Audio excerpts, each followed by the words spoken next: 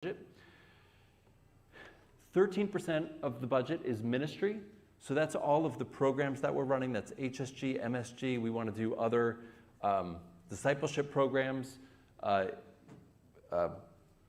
Community group would fall into there.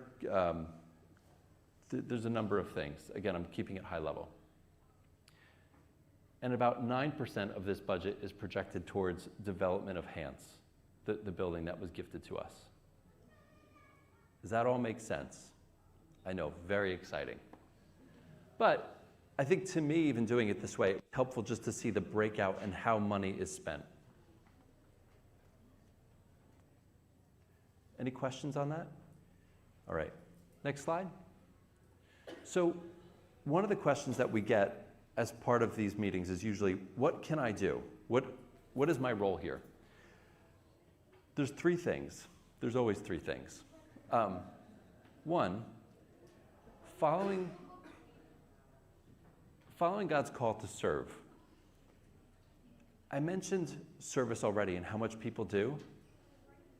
When I look at the needs and the opportunities of this church, not just financial, I really believe there are people that have a calling and have gifts that they're called to serve in this church in ways that even I'm not sure what they are or how to define. But I know God is working on your hearts. I know it's happening because we have needs. We have needs for you to serve in different capacities.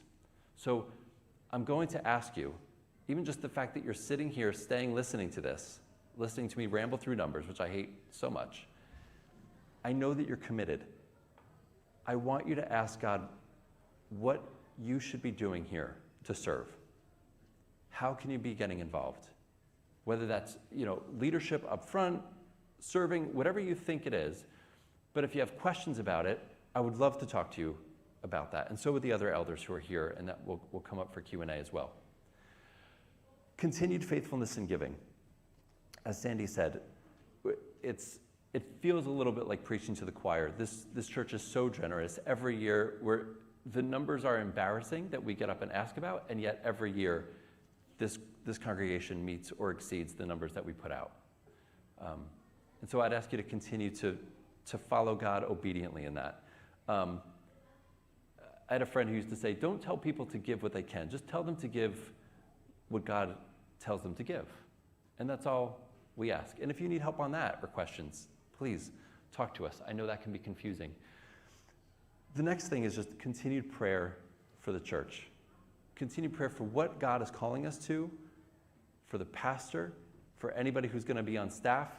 I'm excited. I do think things will look different, and I am going to say better in the next 18 months. I think God had a plan for Michael when Michael came here. I think Michael did things that he was uniquely able to do. And I think God's story for Michael and his family continued on. And I know Park's story is going to continue on with something else. And so I'm excited about that. Those are the three things you can do. What's next about the budget? So it's our practice, and it's in our constitution as a church, that we go over high level what the numbers look like. We then send an email out to this group that will have more detail. You'll have 2 weeks to review that. During those 2 weeks, you are more than welcome and encouraged to email us questions, contact us any way you need to go through and review and ultimately vote on that, a yes or no on the budget. People have questions all the time. Please don't think that you're annoying us. Don't think that you're doing something wrong or that you're undermining something. You don't want to complain.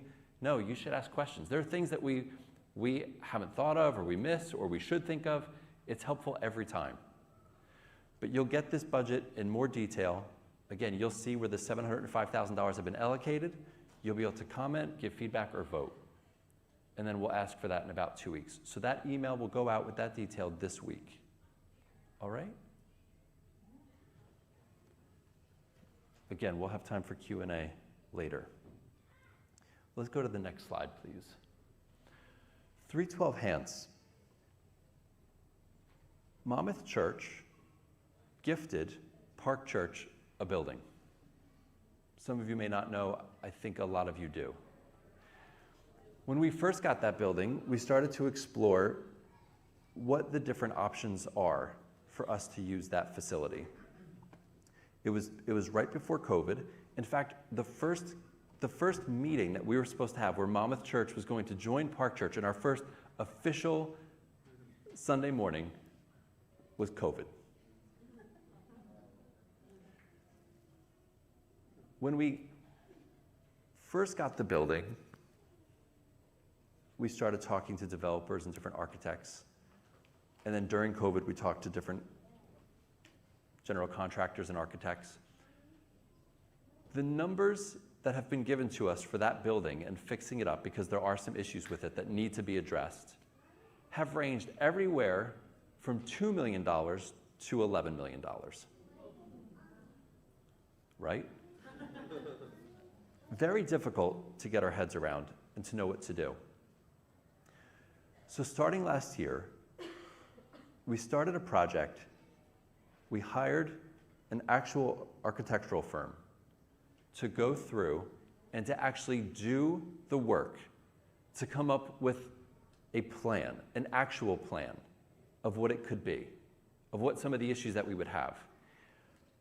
And we are not greenlighting the project to go build. What we're doing is, as elders, gathering as much accurate information as we can so that we can come to you all. And our goal really was to already have it done by now, but it's been pushed back with different transition in the next 3 months so that we can come to the congregation and say, hey everyone, here's a plan. Here's what it would look like. Here are the financials. Here's what it would cost. Here's what it would look like to pay for this. You know, if we weren't paying rent, if we were now paying a new mortgage, all the details that go into that. And then tell you, and by the way, here's what we think we can do differently or more of to serve God and to share the light and life of Jesus in our community than we can right here in this space. Because candidly, if we can't do that, what's the point? Ultimately, that has to be the thing that drives us. It's so generous that we got a building. If it doesn't help us equip the church and share Jesus. So we explore this, but it's not a fait accompli to say that the building is going to be built. It's not a done deal. It's just going to be, we explore, we understand, we come together with details, and as a church, we discern what we think God has for us. And you'll look at these plans, we'll look at these plans, you'll have ideas. It will be us, but it needs to be us. It's too big. So that's the plan. So the next steps, we have a team who's been very generous in giving their time, people who know what they're talking about. No offense to me and the elders, but not us. Because they just come to us and say, like, what do you want to do with HVAC? And I'm like, I don't know, does it come in blue? And they're like, we don't think you know what you're talking about. And I'm like, I don't. I really don't. But a team of people who do know what they're talking about, who can push back, who can help us get to a place where, again, we know with some accuracy what it would cost. And that's the goal. And from there, we can make better decisions. That's 312 Hands. That's what the money that we're budgeting, when I talk about building development, that's what that money goes towards. We spent about $50,000 last year. We'll have to spend another 60 or so next year, maybe a little bit more. But again, that goes to like the scope of the project and what we have to do. So we have to manage that. I'm going to move on to the lead pastor search now. We have hired a company called Shepherd Staff. Shepherd Staff has helped us in the past. They helped us find Michael. They have been doing the job search for us for the last several months. Some of you may remember Greg from Shepherd Staff, who came here. He's the founder and president. They've been working hard. A lot of this is behind the scenes work. It's kind of like a glacier. There's a lot getting done behind the scenes, and then you start to see what's happening from our experience. So here's what happened. We have about 7 candidates that have been submitted. That's exciting. I should step back. Thousands of people have been reached out to. Hundreds of people responded. They spoke to dozens and dozens of people, and now 9 people have gotten to the point where they're ready for the elders to speak with them. Our process is, I do the first conversation, just to see what's up. Usually, the elders will wind up, then, I don't know, Sue and Sandy and Brian, I don't know if they have like an investigation agency after, like they seem to get into all their details. Like, I don't know where they find it all, but they're like, in 7th grade, he cheated in kickball. I don't think this guy, I'm like, well, it's okay, maybe he's grown. Sue's like, I don't think so. So we start this process, but the good news is we have these 7 candidates. We're starting to talk with them. We might see 30 more candidates before we get to a place where we start to get excited for somebody to come to see you all. What happens is we'll start to meet them, we'll vet them, put them through some of their paces. We'll talk about their theology. We'll talk about like governance or how they run things, their administrative abilities. We'll start to get a sense of who this person is, their strengths and weaknesses. And then we start to bring in others of you in that.